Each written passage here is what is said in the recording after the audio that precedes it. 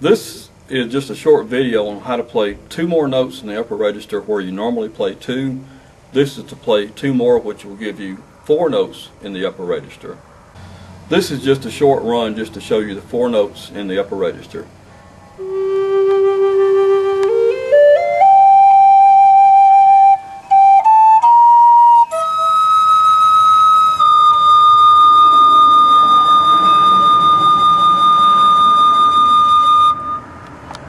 The easiest way to show you this is just to cover all three holes completely, no partial holes, just cover all three holes, blow the normal sound, and then overblow.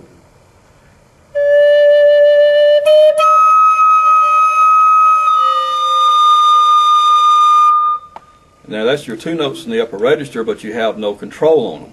You can't control the volume, and that's the easiest way to do those, and I'll do that on one more flute just to show you that. You just simply place finger over all three holes and overblow.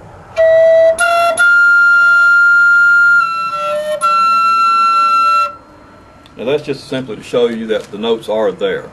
Now the simplest way to do these is to cover all three holes, do the first and the second finger in a McDonald's arch. Then you're going to roll them slightly off to expose part of the hole, kind of like a crescent moon, and then you're going to slightly overblow. When you hear the pitch change, that's when you want to overblow. The smaller the opening, the less you have to overblow, which gives you a softer note.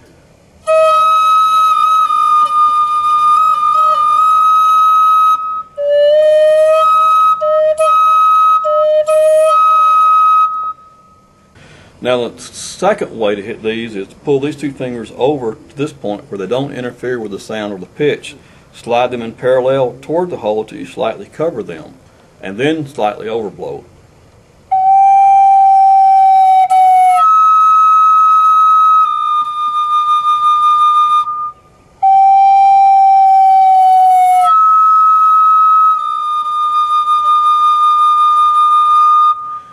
Now with that, you can have more control. You can have a soft tone on both notes, this one and the other note. Now that's different than the first method, because if you just simply cover all the holes, you have no control over your volume. You're just loud, so there's nothing you can do about it. But by sliding your fingers toward the hole like that, you can get to a place where the further your fingertips are off the hole, the more you have to overblow, which the louder your tone is. The more you cover, the softer you can play.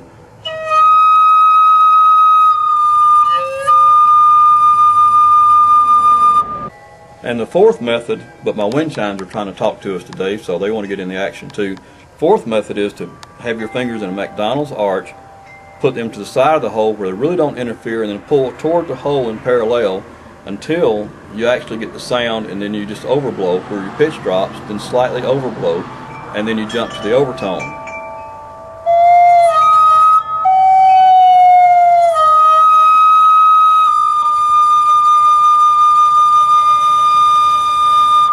Now again, with the first, where all three holes are covered, you have no control, and you can't change the pitch slightly, vary the pitch, or you can't control the volume of the sound. So the first method is just cover all the holes and overblow hard. Second method is start with your fingers parallel over here, slide them toward the hole until you get to where you have just a crescent moon, and then you overblow.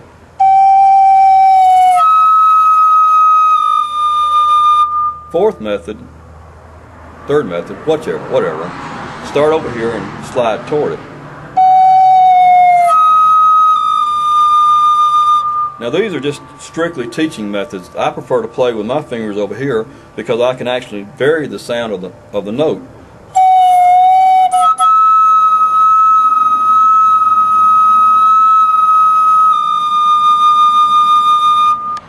That way you have more control of your volume, you have more control of the sound of your note, and that's two more notes in the upper register that you can play. I think they're actually the fifth and sixth note of the scale, but I'm just going to call them the third and fourth. And actually there's three more above that I found, but I'm not good enough to play those. I'll try to hit one more today, which will give you five notes in the upper register. but I won't try to explain it today.